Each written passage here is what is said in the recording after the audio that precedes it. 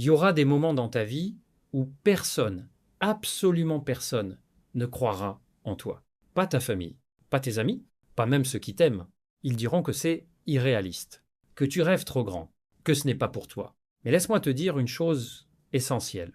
Les gens ne doutent pas de ton potentiel, ils doutent de leur propre courage. Aujourd'hui, je vais te partager 10 clés pour continuer d'avancer, même quand tu marches seul. 1. Crois en toi avant toute validation extérieure. Si tu attends que les autres te valident, tu n'agiras jamais.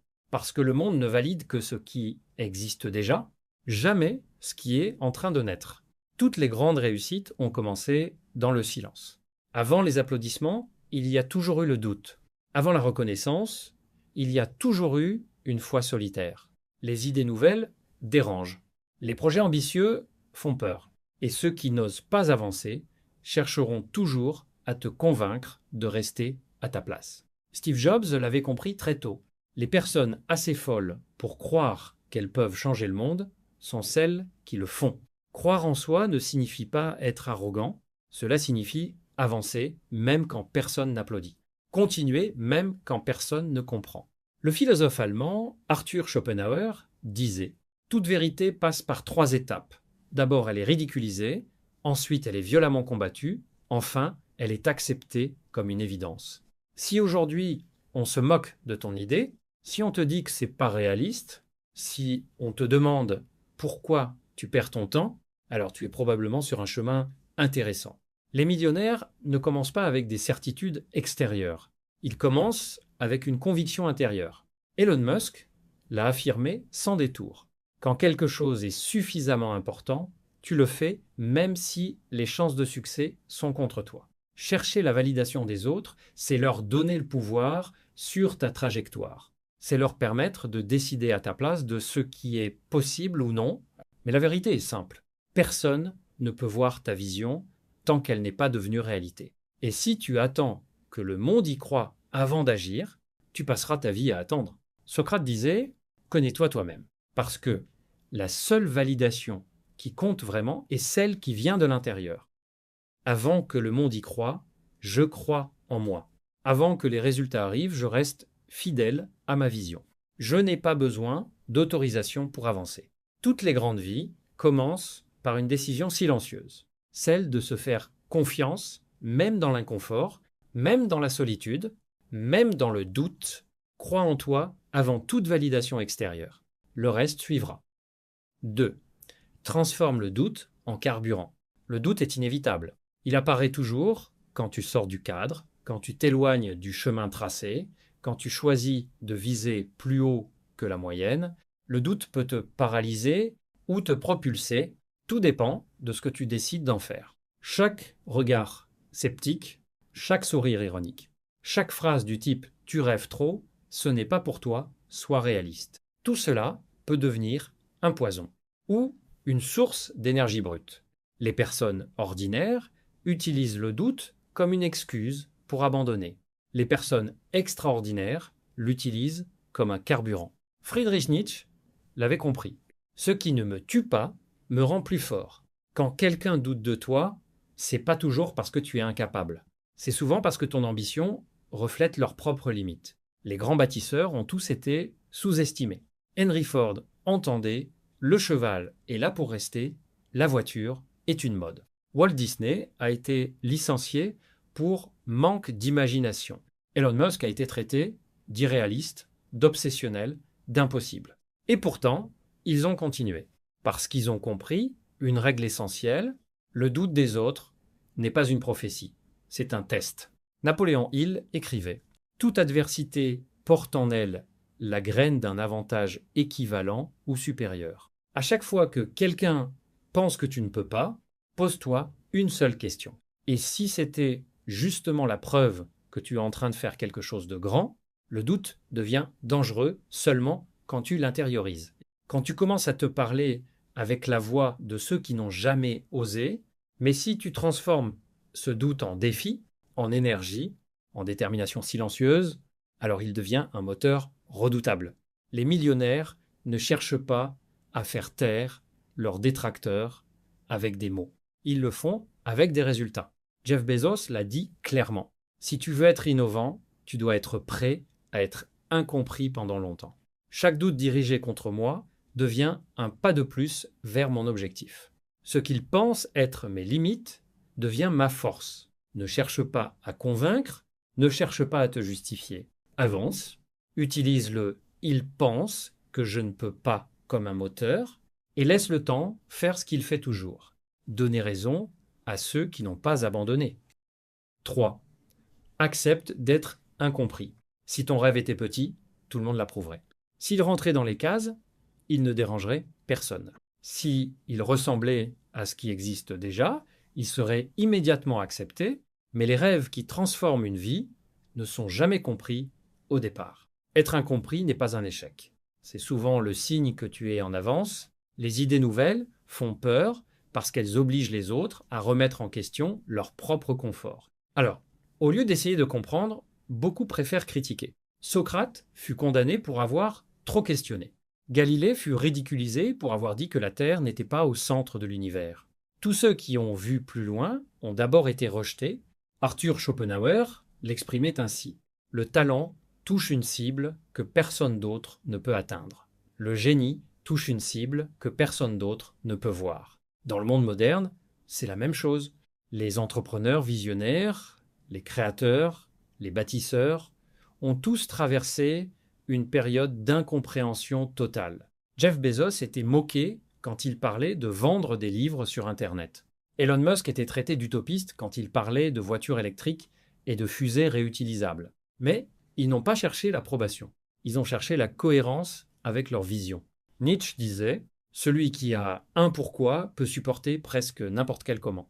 Quand tu sais pourquoi tu avances, le regard des autres perd de son pouvoir. Chercher à être compris trop tôt est une erreur, parce que les gens comprennent rarement ce qui n'a pas encore de résultat visible. Les millionnaires et les grands créateurs ont accepté une vérité simple. Il vaut mieux être incompris pendant un temps que renoncer à sa vision pour être accepté.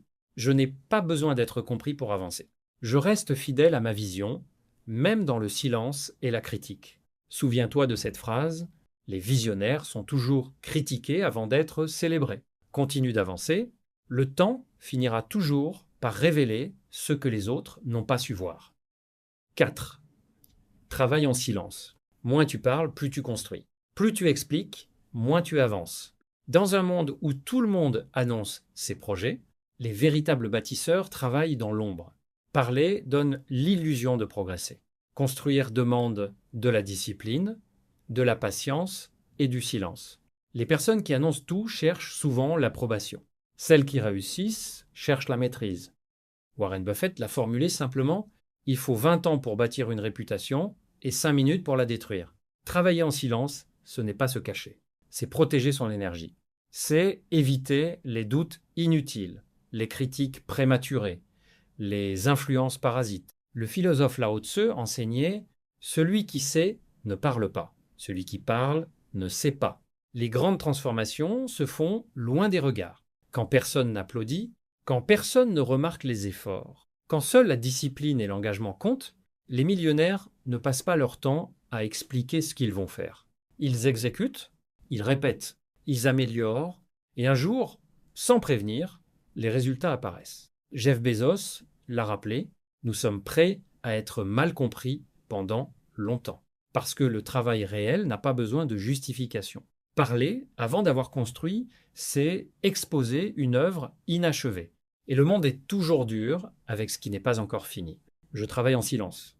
Je laisse mes résultats parler pour moi. Je n'ai rien à prouver avant d'avoir construit. Souviens-toi, le succès fait toujours plus de bruit que les explications. Continue à avancer, reste discipliné et laisse le temps révéler ce que ton silence est en train de bâtir. 5. Entoure-toi de personnes qui te tirent vers le haut. Personne ne se construit seul. Même les esprits les plus forts sont influencés par l'environnement dans lequel ils évoluent. Ton entourage façonne ta manière de penser. Il influence tes décisions, tes habitudes, ton niveau d'ambition, souvent sans que tu t'en rendes compte.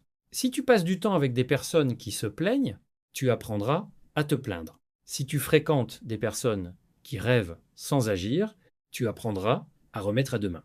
Mais si tu t'entoures de personnes qui construisent, qui avancent malgré les obstacles, qui pensent plus loin que le court terme, alors ton propre niveau s'élève naturellement. Aristote disait « Nous sommes ce que nous faisons de manière répétée ». Et ce que nous faisons est largement influencé par ceux que nous côtoyons.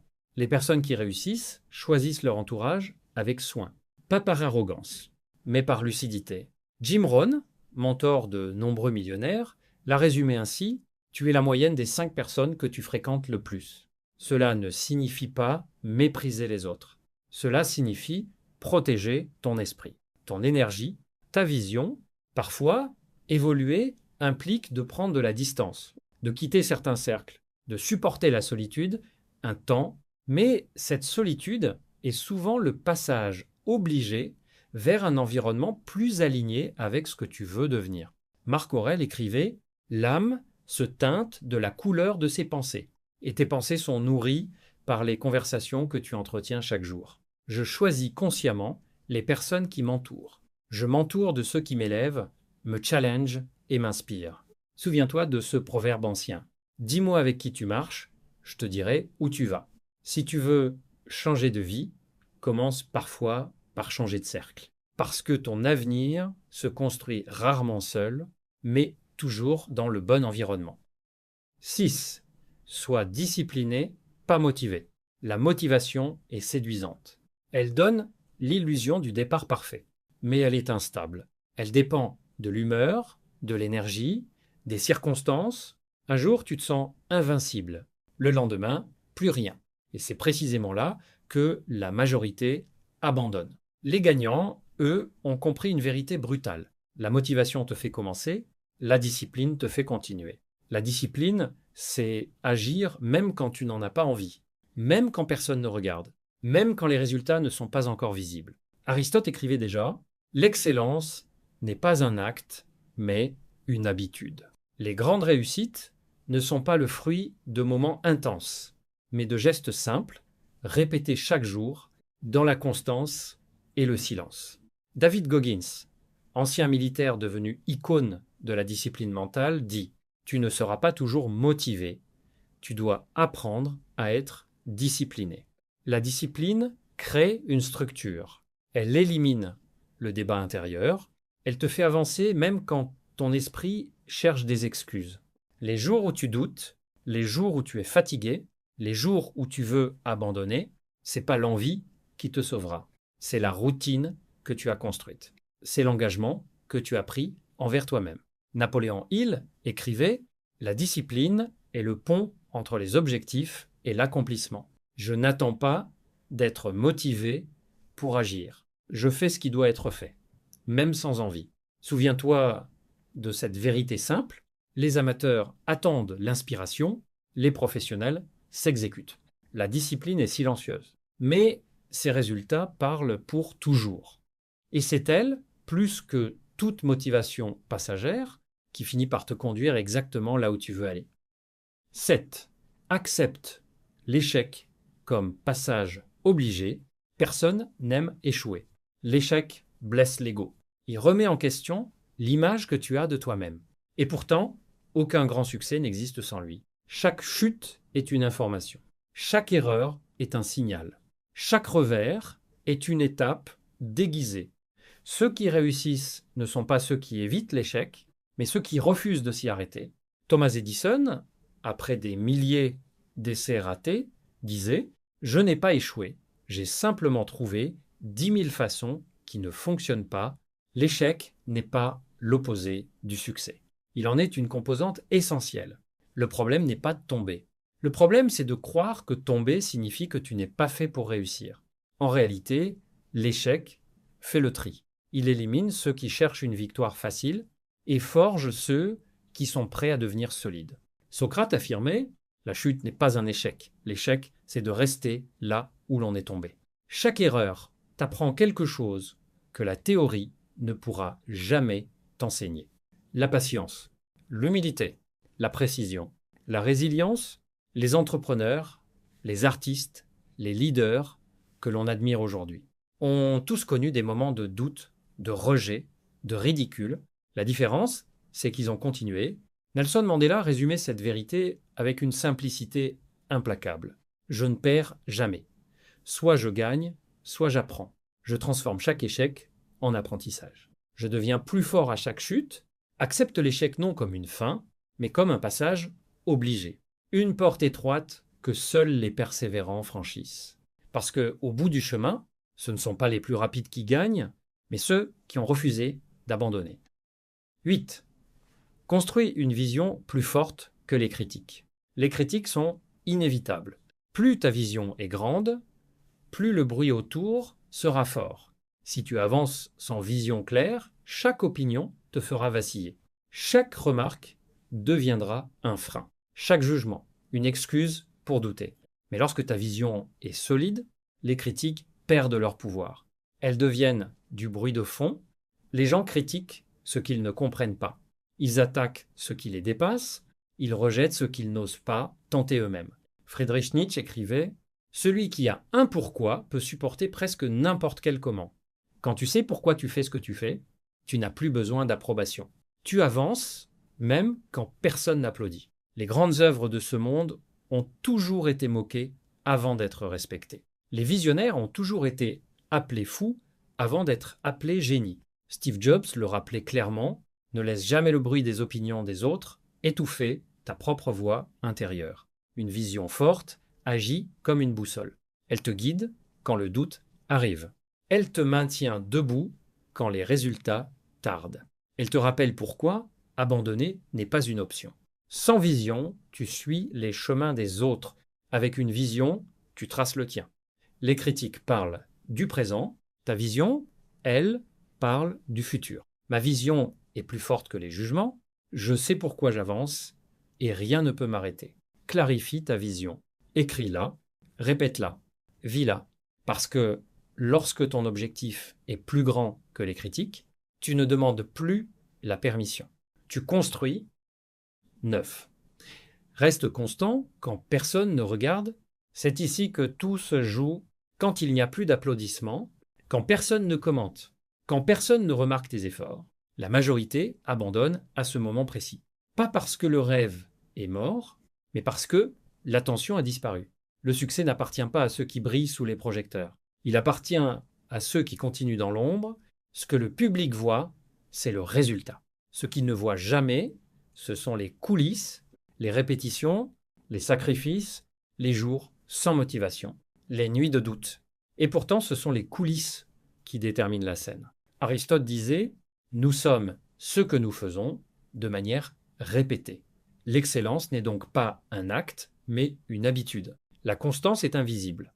Elle n'impressionne personne sur le moment. Mais avec le temps, elle devient imbattable. Les gagnants ne sont pas toujours les plus talentueux. Ce sont ceux qui ont continué quand personne ne les regardait, quand personne n'y croyait, quand même eux doutaient. Bruce Lee l'exprimait ainsi. « Je ne crains pas l'homme qui a pratiqué 10 000 coups une fois, mais celui qui a pratiqué un seul coup 10 000 fois. Chaque jour où tu avances sans reconnaissance, tu prends de l'avance sur ceux qui attendent la validation. La discipline silencieuse crée des résultats bruyants. Je continue même dans l'ombre. Ma constance construit le succès que les autres verront plus tard. Souviens-toi, les coulisses déterminent la scène. Et ceux qui tiennent assez longtemps finissent toujours par monter sur le devant. 10. N'abandonne jamais trop tôt. La plupart des gens ne manquent pas de talent. Ils ne manquent pas d'idées. Ils ne manquent même pas de motivation. Ils manquent de persévérance. Ils arrêtent trop tôt. Juste avant que quelque chose change. Juste avant que les efforts commencent à porter leurs fruits. Juste avant la percée. Le succès est souvent silencieux pendant longtemps. Il se prépare dans l'ombre, lentement, presque invisiblement. Et puis, soudainement, tout semble s'aligner. Mais ceux qui abandonnent ne verront jamais ce moment. Napoléon Hill écrivait « Beaucoup de gens abandonnent juste au moment où le succès est sur le point de se manifester. La persévérance est ce qui sépare ceux qui rêvent de ceux qui transforment leurs rêves en réalité.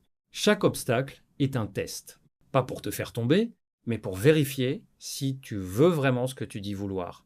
Thomas Edison, après des milliers d'échecs, disait « Je n'ai pas échoué. J'ai simplement trouvé 10 000 façons qui ne fonctionnent pas. Ceux qui réussissent ne sont pas ceux qui n'ont jamais douté. Ce sont ceux qui ont continué malgré le doute. Un jour, les mêmes personnes qui te regardaient avec scepticisme te demanderont comment tu as fait. Elles verront le résultat sans avoir vu le prix. Sénèque l'exprimait clairement, ce n'est pas parce que les choses sont difficiles que nous n'osons pas, c'est parce que nous n'osons pas qu'elles sont difficiles. Tiens encore, avance encore, même lentement, même imparfaitement, parce que tant que tu n'abandonnes pas, tu n'as pas perdu. Je persévère là où d'autres renoncent. Je sais que chaque pas me rapproche de ma percée. Souviens-toi, ils douteront de toi jusqu'au jour où ils te demanderont comment tu as fait. Conclusion. Si aujourd'hui personne ne croit en toi, ce n'est pas une condamnation, c'est une opportunité. Une opportunité de devenir ton propre soutien, ton propre moteur, ton propre exemple. Les autres peuvent douter, critiquer, te sous-estimer, mais ce n'est pas leur opinion qui définit ton potentiel. C'est ce que tu choisis de faire avec tes capacités, tes actions, tes choix. Rappelle-toi les paroles de Sénèque, ce n'est pas parce que les autres doutent que tu dois douter de toi-même. Et celle de Confucius. Celui qui déplace une montagne commence par déplacer de petites pierres. La réussite n'est jamais un feu d'artifice instantané. Elle se construit dans le silence, dans la constance, dans les jours où personne ne regarde. Même fatigué, avance. Même seul, persévère. Chaque pas, chaque effort invisible te rapproche de ton objectif. Je choisis de croire en moi quand personne ne croit. Je deviens mon propre moteur. Je construis ma réussite pas à pas, jour après jour. Souviens-toi, le monde ne te doit pas sa confiance. Prouve-lui. La route est dure. Mais ceux qui tiennent, ceux qui persistent malgré tout, finissent par transformer le doute des autres en admiration. C'est là, dans l'ombre et la persévérance, que naît la vraie grandeur.